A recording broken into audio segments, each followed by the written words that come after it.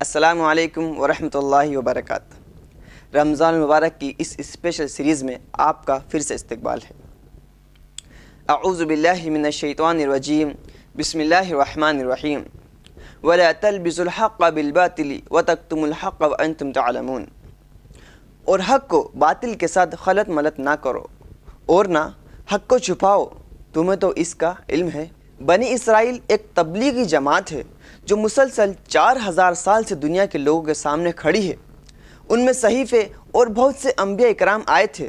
اس سلسلے میں انہیں یہ حکم دیا گیا تھا کہ وہ کسی کے خوف کے بغیر ان صحیفوں کی سچائی کا اعلان کریں جو اللہ نے انہیں دیا تھا، لیکن انہوں نے زندہ رہنے کی خواہش اور زندگی کی لذتوں سے لطف اندوز ہونے کی غرض سے سچ کو جھوٹ کے ساتھ ملایا، کیونکہ وہ شر کی طاقتوں سے ڈرتے تھے۔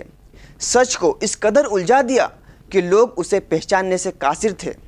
انہوں نے خود غرضی اور مفاد پرستی میں کچھ ایسی سچائیوں کو خلط ملط کر کے چھپایا جس سچ کو براہ راست چھپایا نہیں جا سکتا تھا۔ اللہ تعالیٰ نے اسی لیے بنی اسرائیل کی اس بیہودہ حرکت کو سامنے رکھ کر اس کو یاد دلایا ہے تاکہ اہل قرآن سے یہ غلطیاں دوبارہ سرزد نہ ہوں۔ انسانوں کی ایک چھوٹی سی تعداد کو چھوڑ کر جو اس بات پر یقین رکھتے ہیں کہ سچائی انسانی فطرت ہے، عام طور پر یہ سماج میں رہنے والے لوگ جن میں اکثریت غریبوں کی ہے، ان میں ملاوٹ کرنے والوں کی گھٹیا جال سازیوں میں پڑ جانے کا امکان ہے۔ نبی کریم صلی اللہ علیہ وسلم نے فرمایا، تم لوگ پہلی امتوں کے طریقوں کے قدم بقدم پیروی کرو گے، یہاں تک کہ اگر وہ کسی گوہ کی سوراخ میں داخل ہوں تو تم بھی اس میں داخل ہوگے۔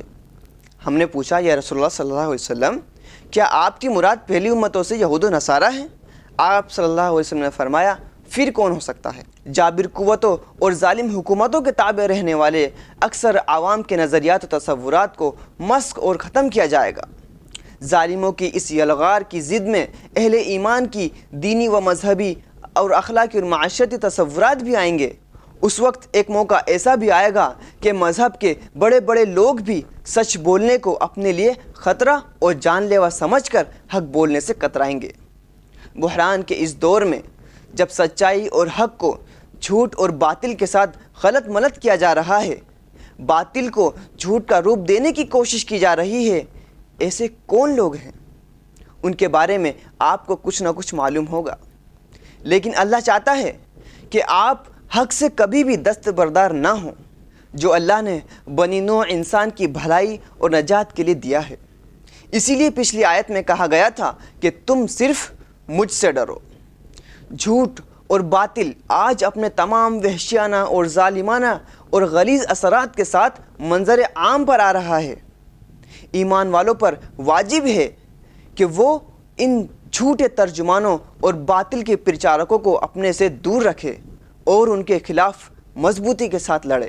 آج ہمارے سماج میں منافقین، علماء اور دوسرے بہت ہی اچھے شکل و لباس میں آ رہے ہیں اور ہمیں گمراہ کرنے کی چال چل رہے ہیں۔ اس میں سب سے زیادہ فہرست مسلم راشٹر منچ کی ہے۔ یہ تنظیم RSS کے لیے کام کرتی ہے، اس لیے ایسے لوگوں سے دھوکہ نہ کھائیں۔